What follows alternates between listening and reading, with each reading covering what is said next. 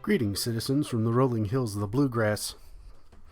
So that lasted about 2 weeks, the name change, and I went back because in my attempt to have people engage with me, I ran across several instances of where I was wrong. It doesn't matter if you have the libertarian at the end or so causa as I had it at the end. The only reason why it's there is because YouTube, the other website, requires you to have two names, at least on new channels, I assume.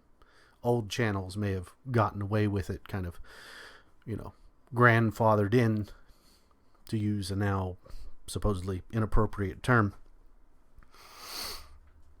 So that's the reason why the name went back to the way it was, because it doesn't matter. So there it is. I'm back to what I was, what I began with, and so I give you another audio letter. To the dividers. It is an old and tired tale of humanity's distrust, sewn into the tapestry of history and hung upon sorrow's wall. To divide is to conquer. Separate a friend to create a foe, split a family to create a stranger in kin, harrow a nation to create a desolation. The destroyers are ravenous in their destructive appetites, only sated by the hours of sleep in between the gluttonous devouring. The Cheshire smile, fangs bared, while speaking of righteous fury and growing demands for justice, is Belial's true intent: division.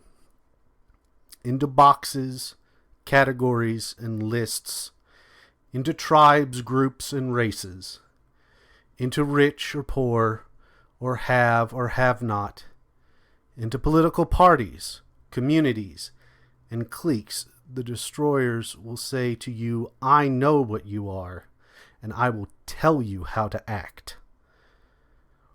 From ivory thrones atop piles of gold, they will say you must do without. They dole to those who desist in questioning and shun those who resist by inquiring. Who are they to issue edicts? These bribes are to tease out the who is for us and who is against us. So to you dividers, you destroyers, I say you are an anachronism. A blight once thought to be held back by a handshake, a kind word, and the willingness to see yourself and others. You are the rebirth of the dead ideals that wrought ruin in 1,000 places against millions of people on this earth.